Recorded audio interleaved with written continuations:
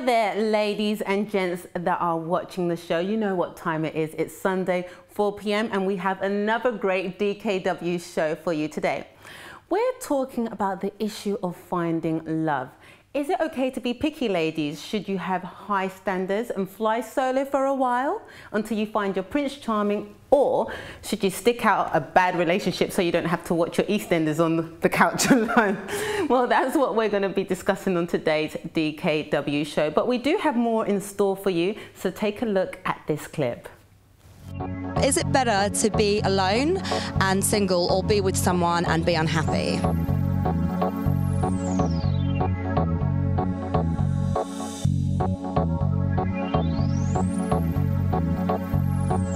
So I guess it would be quite interesting to ask, what's your biggest turn-off when in a relationship?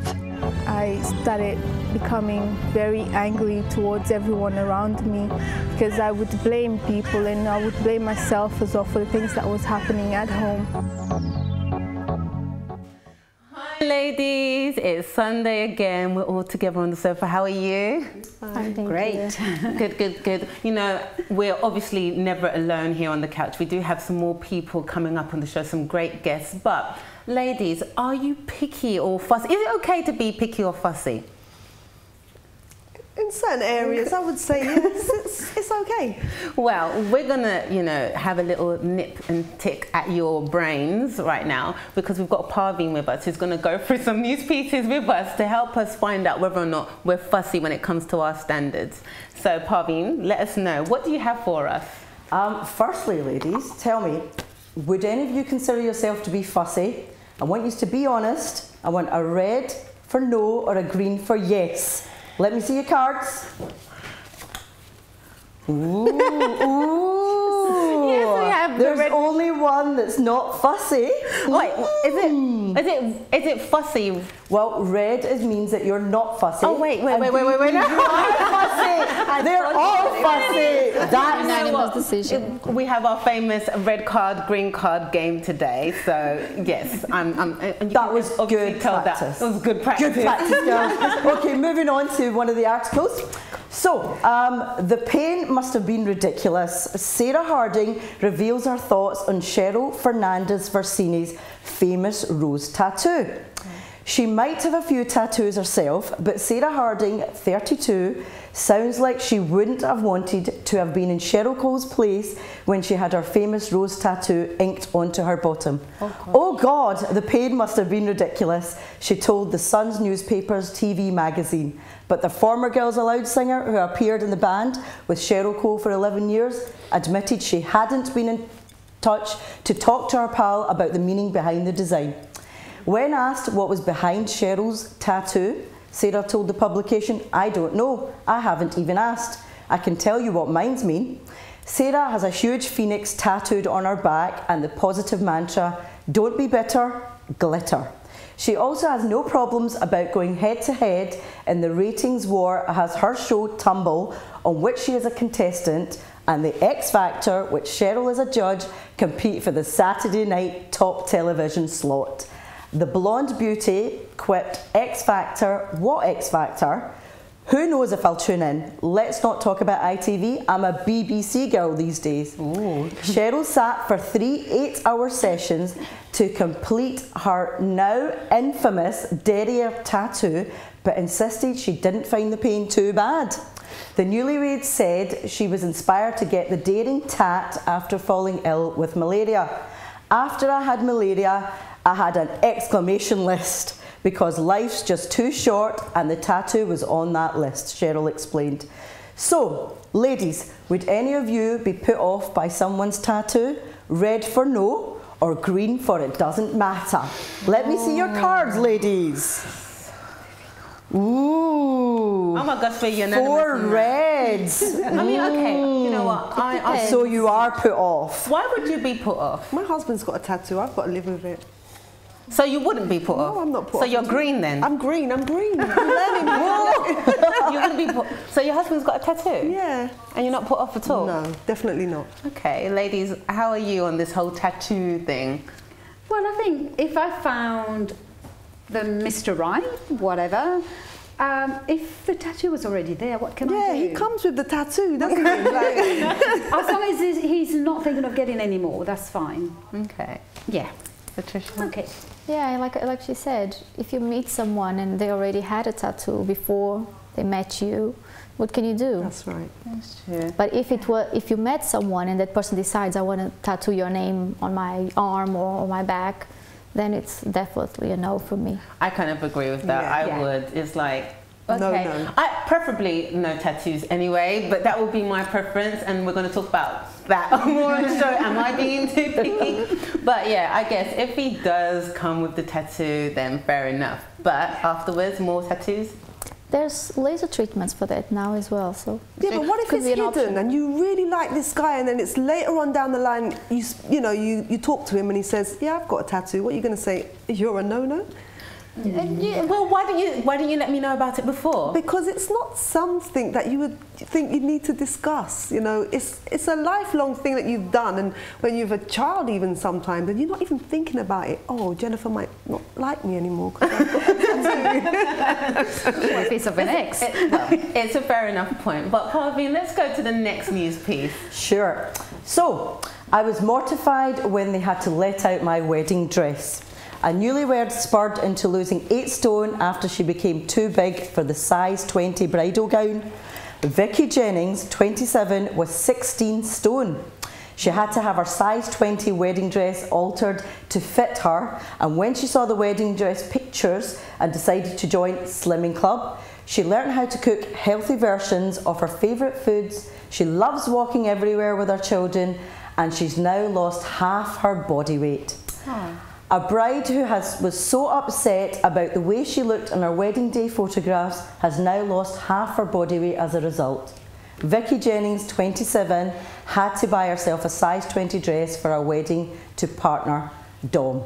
She attended regular fittings every 6 to 8 weeks to ensure the dress would be perfect for the special day.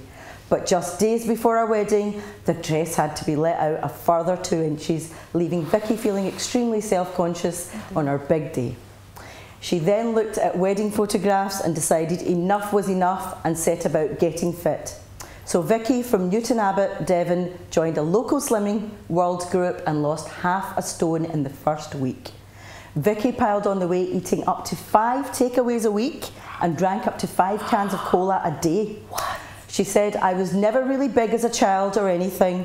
The weight piled on as I was with my now husband. We just felt so comfortable that neither of us really thought about what we were eating. We didn't really care. The problem was that we didn't really cook at home. It just got to the point where we would rely on frozen meals and takeaways. We probably have 5 takeaways a week. My favourite were doner kebabs. I'd have 1 a week. I also lived on full fat Coke. I'd have 4 or 5 cans of it a day. I just didn't realise how bad it was for you. Should you stay the size you were when you met, or does it matter if you go up a size or down? Does size matter? So ladies, yes or no? What, yes or no? Which one's yes and which one's no? Is yes a green card and yes no is a green red? card, red is no. So does size matter? Can you go up a size Green or for down? yes, red for no. Yeah. Ooh. I'm a green. So everybody's saying yes. I'm a green and a red. Do tell me more. I'm so naughty. I'm always on the fence, isn't it? I should behave myself. Yes. Yes, so that would be red. Because technically it would be unfair with the partner to put up with things if it's too big of a change. So let's say you're a health freak, you've always been known as a health freak, you get married and the person, oh, I love her because she's a health freak, and then, you know, halfway through you decide, well, I'm going to be having 5 takeaways every single day. Then that's something different. That could be a strain on your relationship. However, having said that, she was like that before. So no, it doesn't really matter anyway. But that's just my opinion. I don't know. Yes. What about the rest of you ladies? I'm a green. I actually put on weight after I got married, and I'm very slim, so not too much, but just a little bit. But my sister was my weight, and she went up a good few sizes, and her husband really likes it. So I think it depends. Okay. Yeah. We're going to have to go now to a nice video clip where we're going to be talking about the subject. Is it okay to be too fussy when it comes to love? Take a look at this.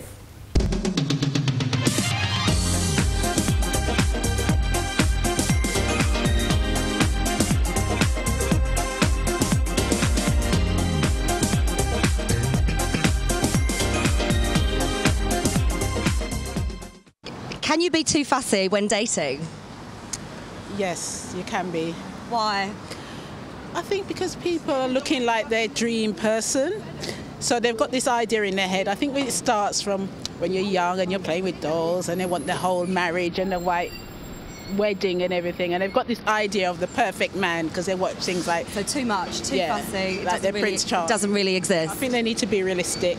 People have certain expectations and certain demands, I suppose, and I suppose that's where the expectations and the fussiness comes about, but yeah. Is it better to be alone and single or be with someone and be unhappy? I'd rather be alone and single and be happy than being in a bad relationship any day. It's definitely better to be single than be with somebody and be unhappy.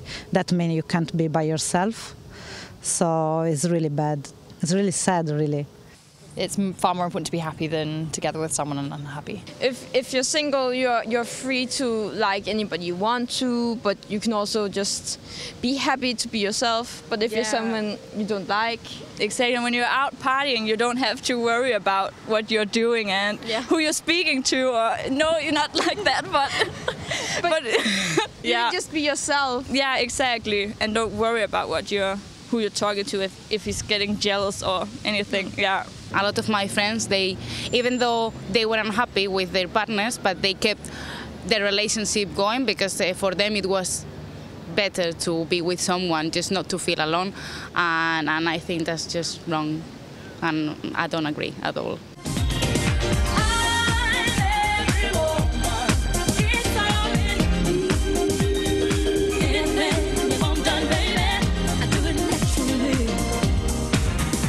Well, those were some interesting views there out on the street. However, we've got more views that are going to be shared from all of us ladies, and also we're going to have Pam Custers, who's our expert, who's going to be talking about if it's okay to be having too high of a standard or too fussy when it comes to love. So stay tuned, we'll be back after this short break.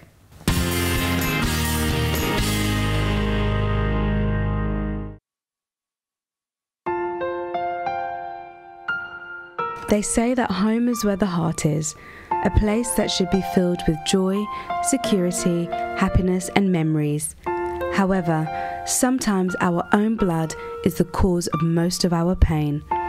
Before you lose hope, try this. Every Thursday, come and pray for your family and receive the guidance and support that could help you all reconnect again. After all, no amount of success can compensate for a broken family.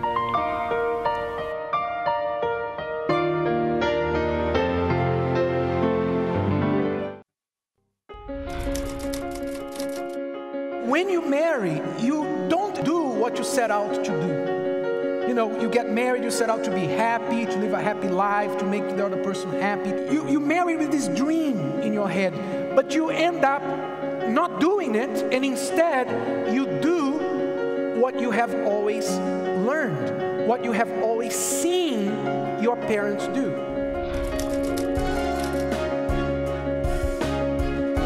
You do what you know. And you never do what you don't know. So I didn't know how to deal with conflict in our marriage. I didn't know.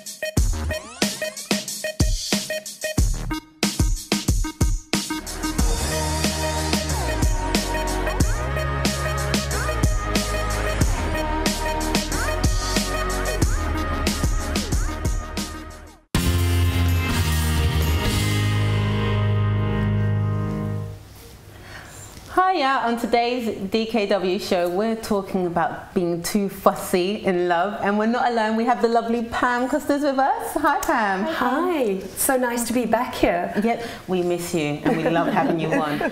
Pam, we've been talking about being too fussy in love. I mean, do you find that women are generally too fussy when it comes to finding Prince Charming? Well, I think yes and no. I think yes in terms of working out the vital statistics, Jenny. Okay. You know, 6'1", a certain colour eyes, bank balance X, Y and Z, but possibly not fussy enough about the real core things that makes for a good relationship. So then in that case, what would you consider fussy to be? Fussy is, I had one person tell me, oh, he was absolutely great, but I didn't like his shoes. Really? I am being absolutely serious. Goodness. So that's too fussy, because really what makes for a good relationship, what makes for a relationship that really validates us is a relationship that resonates with our values. Right, right.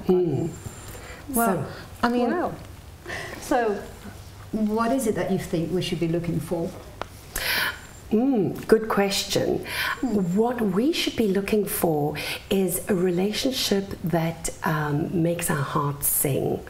It's a relationship that might not be exactly as you write your specifications down, but a relationship that have the same kind of values.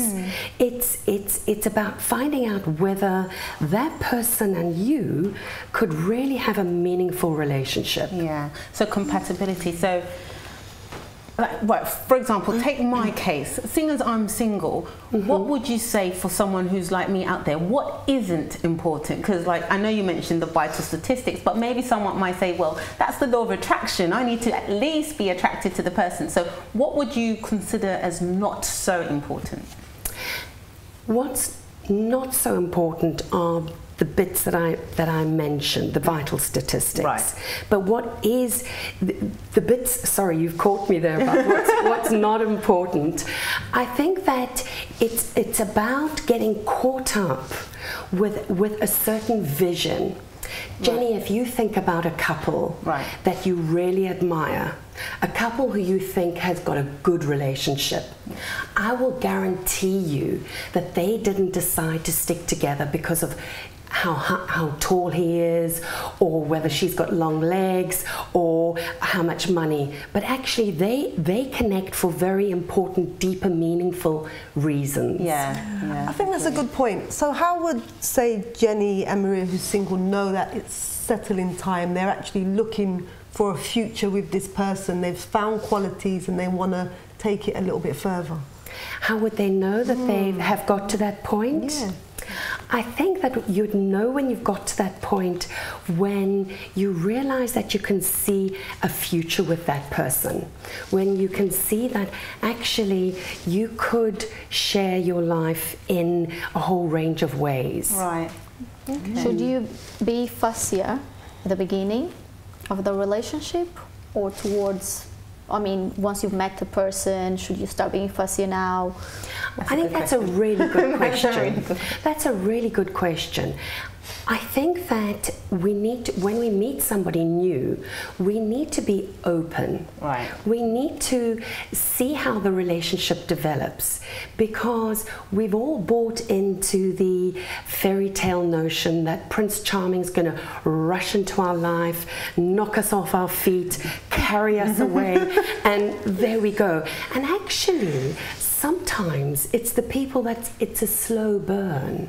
And that's why I say to people, is Mr. Right right under your nose? That's a really good one. I like that. There's Mr. Right under your nose. I mean, going back to the attraction thing, so if let's say there is someone out there and the person's looking at the other person, but they're not quite so attracted to the person, do they still go into the relationship, or should they just cut it loose? I think that there are some relationships that are not very healthy, right. And there's nothing as lonely as being in an unhealthy relationship. Yeah. So it's very important that we don't compromise ourselves to such an extent where we say, okay, actually, I want a relationship. I'm going to take this relationship because it's better than being alone. Yeah. Because that's not really the basis upon which to go into a serious relationship. You know, we've got to go in with the real belief that actually this is a good thing for both of us. Yeah, yeah. But then again, I mean, we know that as well as there are many women that are fussy, but there are also a lot of men that are fussy. Good point. So how do I manage? What do I do with someone who is fussy? You know, you can't do anything really about a fussy man, because if you start molding yourself around the happiness of somebody else, I'm very sorry to say, but you'll be coming to see me in a couple of years. So that basically says that I have to put up with it. That's a good point. So you found your other half, you want to settle down with them, but there's a few things that you want to change. How would you do it? You know what? That is in essence what we need to learn in a healthy, good relationship. Because guess what? We don't marry or get involved with our clone. The person that we're involved with is going to be different from us. So in essence, a good relationship is about negotiating difference. Right, okay. So how do we negotiate around what we might disagree with? Because it's absolutely normal for a couple to disagree about things. So there might be those little things.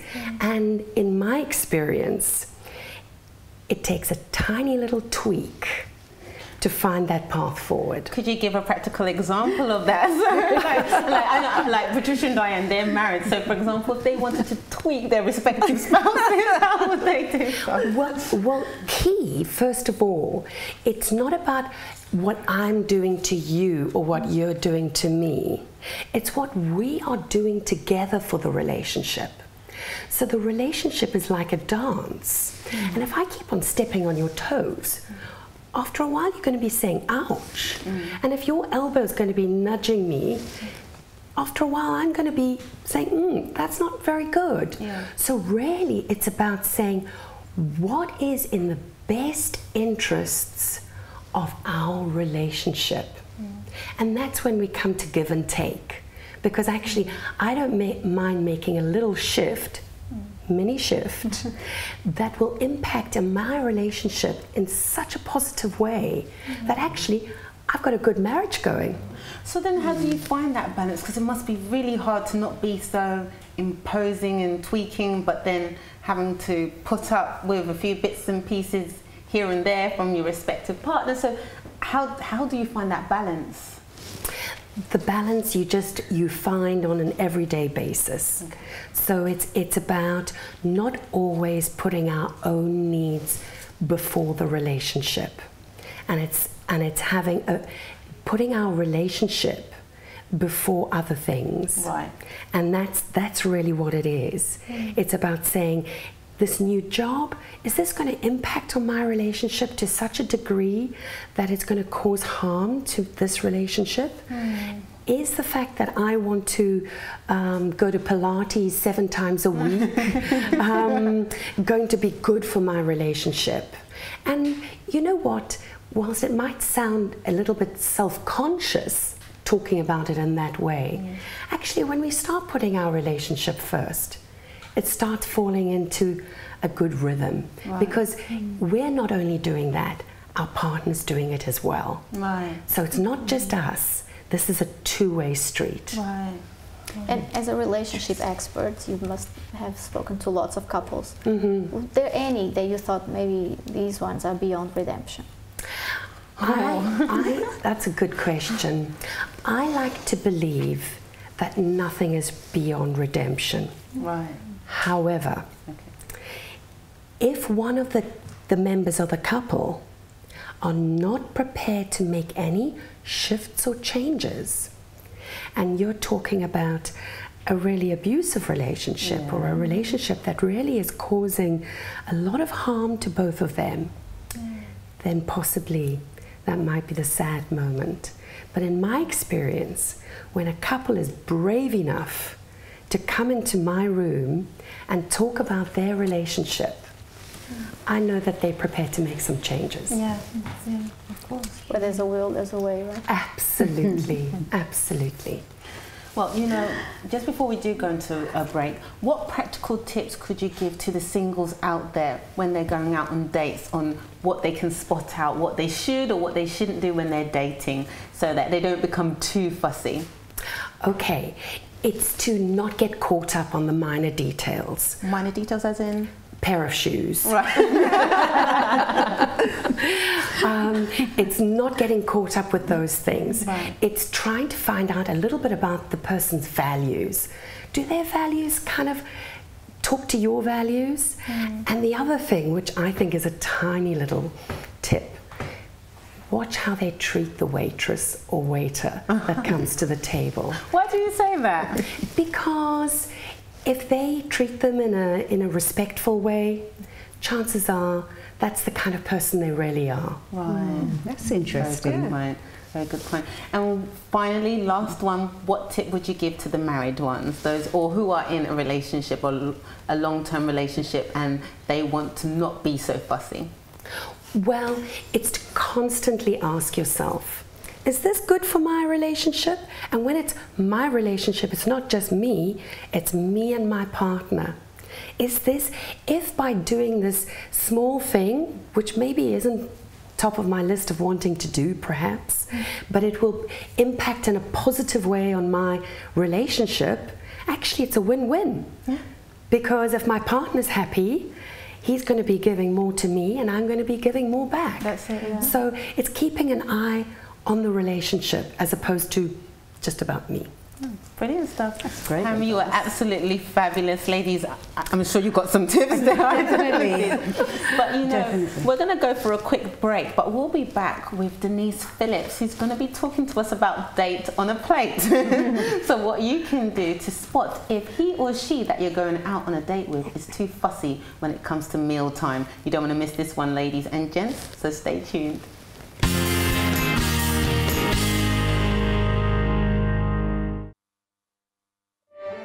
The UCKG Helpline Call Centre is open 24 hours a day, every day of the week, all year round. If you need help due to a serious problem you may be going through, if you feel that you have nowhere to turn to and desperately need someone to lend a listening ear, then we can help you. It doesn't matter who you are or what you have done, your religion or race, your call will be answered by someone who genuinely cares about you and has your best interests at heart.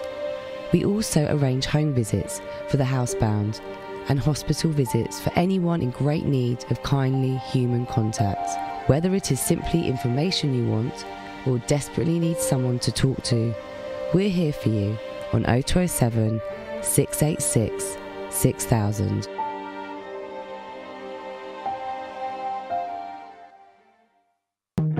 What would you do if you had to protect a great treasure? If the answer is obvious when it comes to material wealth, it should be even more obvious when the treasure is greater: your marriage.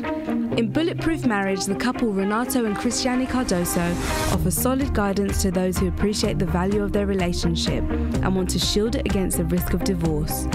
Besides their years of counselling thousands of couples, Renato and Cristiane present the hugely successful TV show The Love School, as well as marriage courses around the world. In over 2 decades, they have lived in 3 countries and have given hundreds of talks in more than 30 countries. Speaking from their long and sometimes troubled marriage experience, the couple offer practical tips to protect current and future relationships. To order your book online or for more information on the Love School event 2014, visit our site, theloveschoolevent.com. This event was brought to you by the UCKG Help Centre.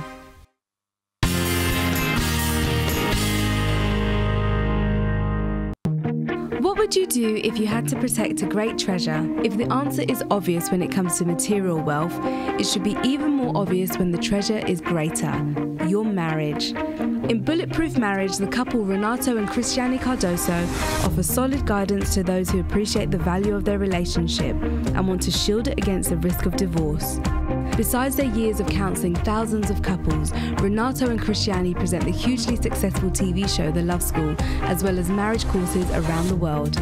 In over 2 decades, they have lived in 3 countries and have given hundreds of talks in more than 30 countries. Speaking from their long and sometimes troubled marriage experience, the couple offer practical tips to protect current and future relationships.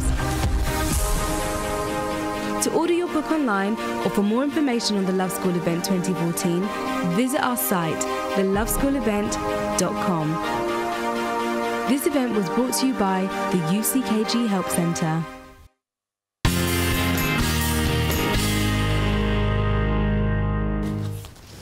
Hi everybody, we're talking about being too fussy when it comes to finding your partner. And joining us on the couch today is Denise Phillips. Hi Denise. Hello.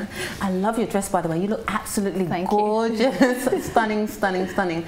You are from Date on a Plate. I mean, what is it all about? Tell us a bit more about you. Well, Date on a Plate is really an opportunity to meet new people. It is cookery classes for singles. Right, It's been going over 12 years. Wow. And from different ages, from age 25 to 65.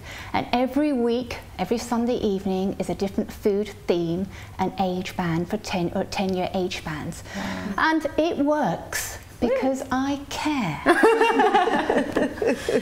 Could you give us any, without mentioning names, any success stories or things that have happened? Well, I am one of them. That's how I met my husband. I've been married in September. It would be 10 years. Wow, okay. But there are loads, and over 10, should we say, I know about loads and loads of dating, relationships. We even have Date on a Plate babies.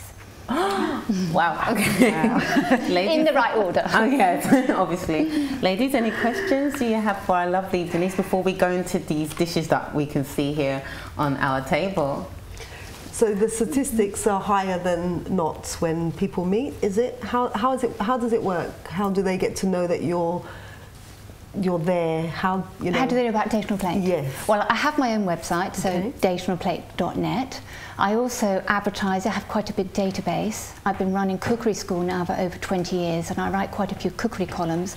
I write for the Jewish News and the Jewish Chronicle, and so people do know about me.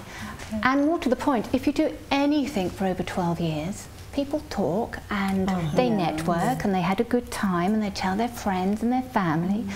And very sadly, there are a lot of single people out there. So Date on a Plate is a good place to come. It is a cookery class. They learn to cook as well as have a good time. So typically on one of your sessions, what actually happens? So take us through what would actually happen. They walk into my home, and this is based in Northwood, and what happens is I provide champagne and canapes and make them relax. And it's 6 men and 6 women. Right. And I position them in my kitchen, so it's male, female around the table. Right. And at the very beginning, they all say a little bit about themselves, their passion, their interest, just a little something to break the ice. Okay. And then we make a 3-course meal together as a group. So whether they love cooking or hate cooking, they do like good food. And the good thing about it, more than else, but there's no embarrassing moments. Right. Because you walk into a room and you could be really shy. Or it could be what you say, what you do. Because you're cooking, it is interactive. It takes away those silent moments. So we cook a group, cook a theme. So it could be gourmet Greek or stylish Spanish or whatever, all the different themes. Yeah. We cook for about an hour, and only 1 hour, because not everybody's there for the cooking. Yeah. And then we eat in my dining room. And after each course, the men move round. And at the very end, I print off the email addresses of everyone that attends. So it's very safe, and it's very relaxed and very informal. Okay. I have a question. Where did the idea come from? I mean, what motivated you to do? I'm interested to know anyway. Where did the idea come from? Where did the idea come from? Well, a friend of mine suggested this. It's a bittersweet story. Very sadly, 15 years ago, my first husband died. Was young. I had 3 young children. Still needed to work to pay for their school fees, and still wanted to find love and meet someone. So, and I was also still cooking. I've just published my 6th cookbook, so I was doing cooking anyway. And this has become a sideline, but a very successful one, and has brought happiness to many others. Because I say I've been married now for a long while, but I could have stopped it. But I didn't. And it is a great way of meeting new people in a very safe way, because online dating can be quite risky or fake. And for whatever reason you are single, maybe you are recently divorced, or maybe you're widowed, and you want to meet someone new, you could go to the local restaurant and someone says, oh, look who's she with, or look who's he with, and you feel like a goldfish bowl. So by coming to my home, nobody else knows who is there, and it is safe for the other people there, the other guests, because the only thing they're parting with is their email address, and they can either connect with them all or no one. And when you are single, you want to meet other single friends. Maybe all your friends are married. So after they come to your house and then you pass on the email addresses of everyone, they go off and then start communicating. Do they come back to you? So I get lovely emails the next day. Watch out Monday mornings. Oh yes. I'll say, well, they do tell me. I'm often the last person to know that they're dating, because when I connect with them again, would you like to book in? They'll say, actually, I'm busy. Or some of them will say, well, actually, I'm dating. But a lot of them will tell me that they met up with someone a few times and it's going very well. So you get a lot of regulars that come back if they haven't found. A bit of both. And the base is that it's a story of success. They date, it could be 2-3 years' time. I've been doing this 12 years. And they could come back. I mean, I've had situations where a very nice man, he was divorced and he met someone, and very sadly she died, and then he came back again. So they know Denise is around. Date on a Plate is the place to go, and they book in, and that's why I've continued it and extended the age groups. Has there been a lot of marriages? Yes, there have. So any disappointment? Anyone who's actually got married? Well, divorce off the met. I mean, do you know what? I do my little bit at the Date on a Plate. What they do afterwards, it is up to them. But I do bring them a good time, and to go out socially and say, oh, I had a really good evening. That's wonderful, because you can go somewhere and you take 1 step in and you want to take 2 steps out. You know, I've just noticed you brought this dish here, so tell us a bit more about it and how it was prepared and what would happen if this dish was served at Date on a Plate. Well, what I decided to do for today's programme was to do something that was simple and stylish, because when people come to Date on a Plate, they're either looking to recreate something that they can do romantically for somebody else, so it's quick, easy and stylish, or they just want to have a good food. So for whatever reason, maybe the guy is divorced and now's got to cook for his kids. So what we have here is plaited. It's 2 strings of strips, shall we say, of salmon and 1 of cod. So with a cocktail stick, like you plait your hair, you put the salmon, cod, salmon, cocktail stick, plait it like you would hair, cocktail stick at the end, put it on a tray with baking parchment paper, a splash of maybe some champagne or a little wine, salt and pepper, cover it with baking parchment paper, put it in the oven about 15 minutes. That's all you have to do. I don't know if the camera can see it. It looks absolutely gorgeous. They've got a shot there. I'm going to bring it to this camera. We've got some. There you go. Look at that. Don't that look gorgeous? I must say, it smells gorgeous too. It looks. Well, I think I'm going to actually taste it. Okay. Just to highlight, it's sitting on a bed of leek and pea puree, so something very healthy, and then there are potato wedges with a little dusting of paprika, and the sauce is, let's see, there's horseradish, sour cream, and a little apple puree. And I promise you can do the whole thing in half an hour. Really? Yes. I'm going to try it out, and I'm going to taste a bit, because I have to, while they're eating away, I have to ask the questions. But you know, Denise, I wanted to ask, we've been talking about people being fussy. I'm sure you've had a few cases where people have been fussy when they've come along to like date on a plate and they've done something that's like, oh, could you give us any examples or even tips to notice when the person's being slightly fussy or they're, you know, relaxed, and you can go with the flow with the relationship? Well, beforehand, I actually give out an application form to ask about dietary requirements. Okay. And I'm very happy to accommodate whatever they ask me, whether they're gluten-free, nut-free, vegetarian, or dairy-free. But when they say that then they're vegetarian, and then they've told me they're vegan, and then they're vegan and they are raw vegan, I'm thinking, okay, are you going to meet someone when you're so particular about what you're going to eat? Would you perhaps be a little bit relaxed if you're allergic to it, or perhaps you just don't like? What are we asking? Because I do ask the question, are you allergic to it? Because you can camouflage it. Now on that table there with the puree, it's leek and pea puree. No, it's just say something really very tasty. And as you would with a child, you don't necessarily tell them what's in it, but they taste it, oh, this is really nice. Yeah. And then you tell them, oh, I don't normally like aubergine's a great example of that. Yeah. They say they don't like it, and they taste it, oh, this is nice, what is it? And then you tell them what it is. And they love it. Oh, yeah, I haven't had it since, oh, it was school days, and they had something when they were little and never ate it since. Yeah. And those childhood memories, you know, repeat on it, and they just won't touch it. But actually, I do listen to allergies because that's important, but if they're fussy, of course, okay, you know, be a bit more relaxed. So then one question I did want to ask, I mean, our expert, our relationship expert, Pam, who was talking before, she was telling us a little bit about how the person would interact with a waiter. Have you noticed interaction between the couples when you've noticed, they're a match, and because they did this or they did that, or maybe not that one, maybe that person might end up with so-and-so instead? You watch eye contact. Good thing there. Right. And what goes on and how they treat others. I'll bring out the dishes, I'm serving the food, and is it ladies first, or do the men grab and give it to themselves? Are they being a little bit selfish? Are they looking about themselves? Right. Table manners is another one, how they're holding their knives and fork, or how they're interacting with their fellow guests, or just are they sort of taking over? Remember, there's 12 people there, me makes 13, so it can be quite noisy. Or do they really want to be talking perhaps their latest heart attack at the dinner table? That's going to be I mean, I've asked my questions. I feel like I've been hogging our lovely Denise. Ladies, do you have any other questions as well?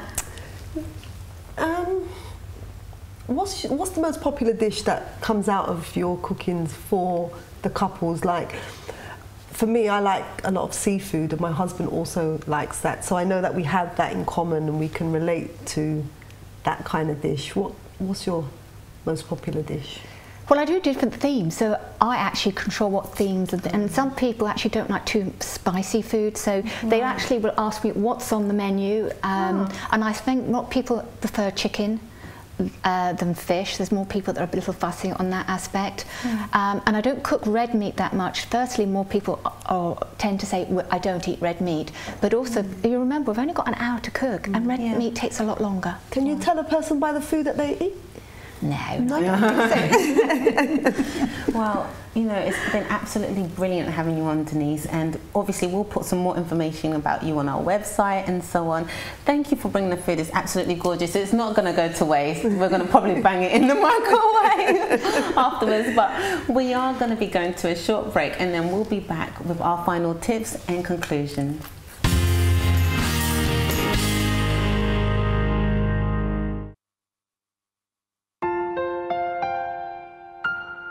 They say that home is where the heart is, a place that should be filled with joy, security, happiness and memories. However, sometimes our own blood is the cause of most of our pain. Before you lose hope, try this. Every Thursday, come and pray for your family and receive the guidance and support that could help you all reconnect again. After all, no amount of success can compensate for a broken family.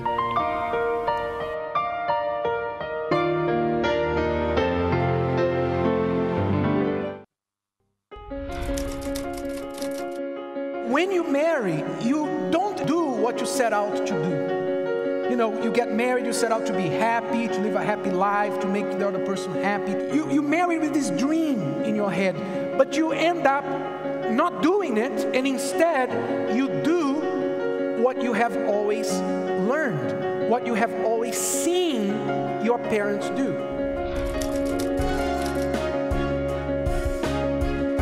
You do what you know. And you never do what you don't know. So I didn't know how to deal with conflict in our marriage. I didn't know.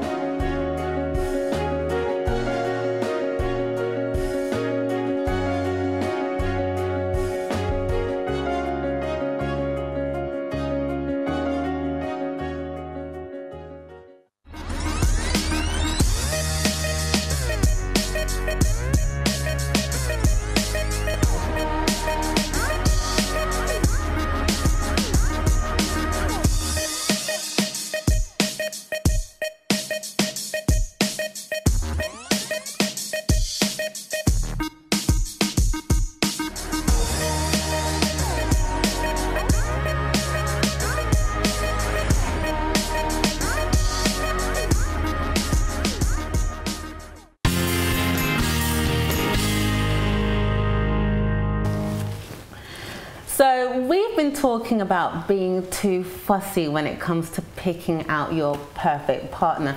Ladies, I mean, I want to get the lowdown. I'm going to pick on you two actually, because you're both married. So you've gone through the whole being single, dating, then, you know, engaged, marriage. Would you say that people out there are just too fussy? Yes. Why? You know, from situations that I'm aware of, people become very fussy in the beginning. When they reach that age, they start thinking about marriage and it's about time I start dating. But I don't want someone like this, I don't want someone like that. It has to be this tall, blue eyes, and all these characteristics. But as time goes by, they never find that Mr. Right, because they are putting the standards too high. So then they have to start lowering their standards. And sometimes, like Pam said, Mr. Right is just right under your nose. I agree. You get a checklist, but that checklist becomes a shopping list. You know? You've been with that person for 15 years and you're still finding faults. I think that's a tad bit fussy. You know, you're still trying to change that person, or you're still trying to find Mr. Right. You've been together for 15 years. Come on. Yeah. You know, one thing that I would say on the defense of those who are being single, maybe it's because they've seen so many like breakups and divorce rates and all of those things. So perhaps they're thinking, you know what, it's better for me to be alone and put my standards slightly higher now than for me to get into a relationship and be like, oh, I'm stuck and I want to get out and jump ship, and then I'm all heartbroken and sad again, and then they go through that whole cycle. Would you say that, you know, that's just how things are and it's just best to stay alone? Or no, I think Pam made a good point about tweaking, you know, you tweak a little bit, you keep tweaking. Once you keep tweaking, you actually get that, yeah, because you eventually get exactly what you want. Well, you know, you're on about the tweaking. I want to find out what the people on the street had to say about this, so take a look at this video.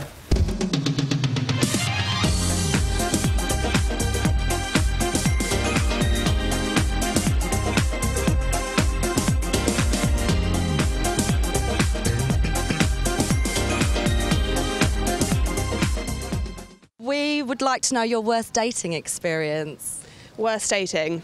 I went on a date with somebody who I'd met in a club, and I couldn't really remember what he looked like. It was in uni, fresh year, it's fine. And when I turned up at the date, I realised that he had had a one-night stand with my flatmate, and I recognised him from the morning coffee that he'd had before he scarpered. So, yeah, I quickly left. It was just really hard to make conversation with him, and he didn't really make me laugh, so it just felt really awkward. That was all. Guy shorter than me used this type of a ladder to kiss me. That was a bit embarrassing. Well, I went out on a date with a lovely young lady, but she wasn't too bright upstairs, and she goes, "When's your birthday, Tony?" And I go, "January the 19th. She goes, "This year?" "Every year." Pretty bad. We met in a barbecue. A friend of us was leaving for good London, and we met there, and that's all. And then we kept talking with the time. Nice. And so I guess it would be quite interesting to ask, what's your biggest turn-off when in a relationship? Well, my biggest turn-off, leaving the clothes around. Can I ask what your biggest turn-off is? The laziness. I would say someone that doesn't have a sense of humor. You've got to be able to laugh at yourself and laugh at life and even laugh at TV and stuff. And if you can't, you're probably not very fun to be around. Looks versus personality. Would you say that that one is more important than the other? Personality, of course, yeah. Well, a good-looking guy, you can enjoy a couple of days, but then you don't say anything, you don't talk, and doesn't have much future. Personality. Dead set. Yeah. That's it. No question. Absolutely. Looks, yeah. Personality. But only if you're looking for something real, then personality. I think looks at first, yeah. And then personality, yeah. Important. Looks is the most important thing, I think.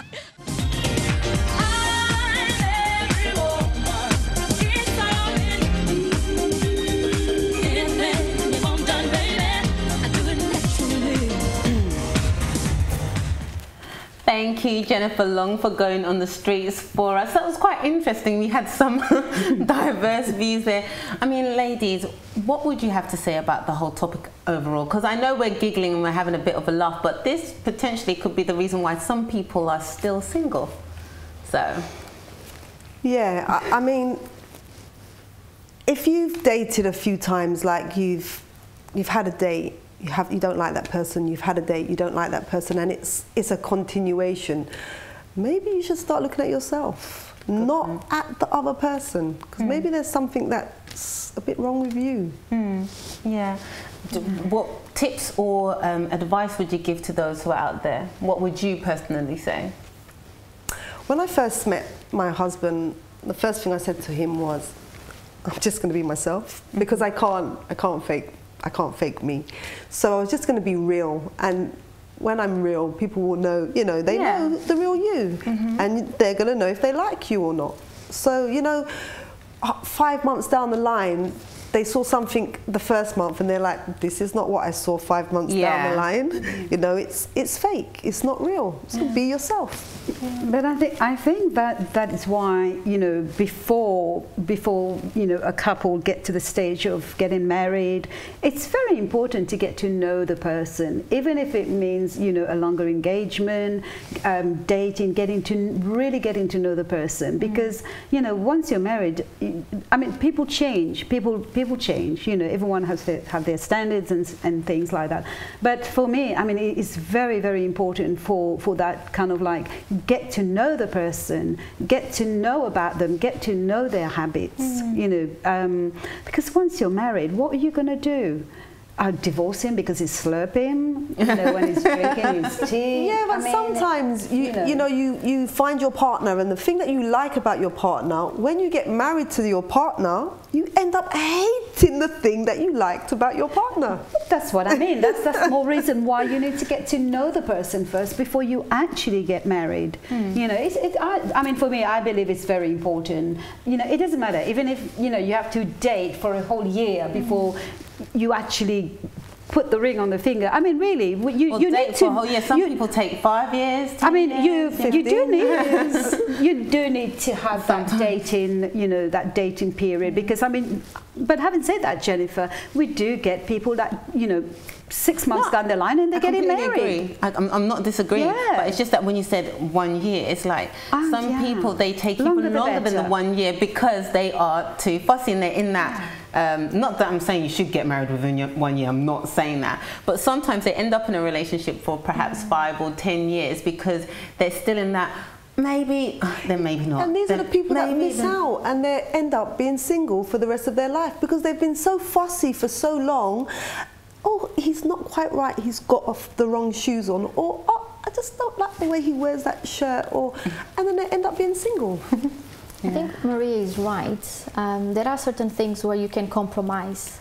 If it's the looks, if it's the shoes, the clothes that they wear, the words, sometimes the way they speak, there are certain things you can overlook. Yeah.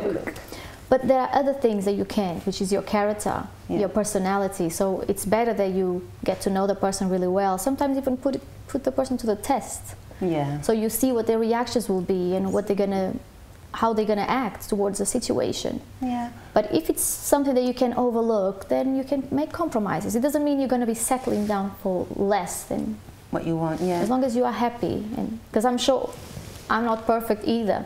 You know, you are not perfect either. So if you're looking for Mr. Perfect, he's also looking for Mrs. Perfect. That's a very good point. And that's never going to happen. So you both have to compromise. I think you always try and change something in your partner, don't you? They try and change something in you, and you try to change something in them. You know, instead of you changing you and them changing them, that tweak. You know, I'm going to keep going back to that tweak. But then, you know, Jennifer, I was just listening to the ladies there. Sometimes, you know, the person likes to, you know, say they look at the other person and they try to change them. But then when the other person try to say, well, hold on, but you do that, and they don't like it. Yeah. So it's always, we're always kind of like, there are people that likes to, like, you know, they get really fussy about other people, but then when they're actually being told about themselves, they don't like it. It's a different matter altogether. Well, before we go into the conclusions and you give your final thoughts on today's topic, I want to go to our Inspire Me video.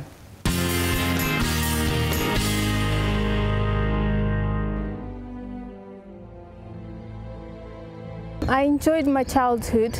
I grew up with my parents, my siblings.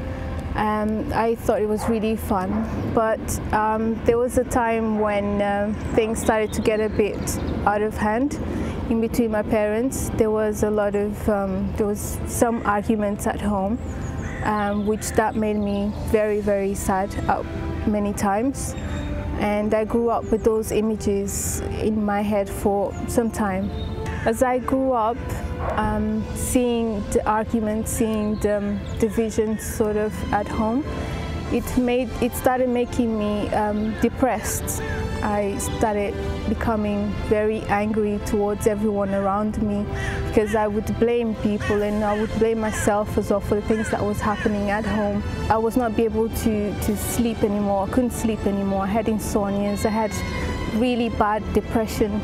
I didn't want anyone around me because I was angry at everyone. It came to a point when I used to watch this program on TV with my dad at night. When everybody went to sleep, we would stay in the living room. We were watching TV together. And a friend of him told him about this program. And as he was there, I would sit down with him and they was talking about people who helped. They had kind of problems that I had at the moment and they overcame that problem. So I grew an interest in that. I wanted to know as well if I could be helped since other people had been helped. So we went there one day and we were very well received. And then I started to listen more, go in more often, put into practice what they were saying to me, and it was then that I started to see a change within me, inside of me. Today, I work in the job of my dreams, what I want to do, and I'm helping others who are in the same position as myself, and I'm very happy. I know that I can accomplish my dreams today.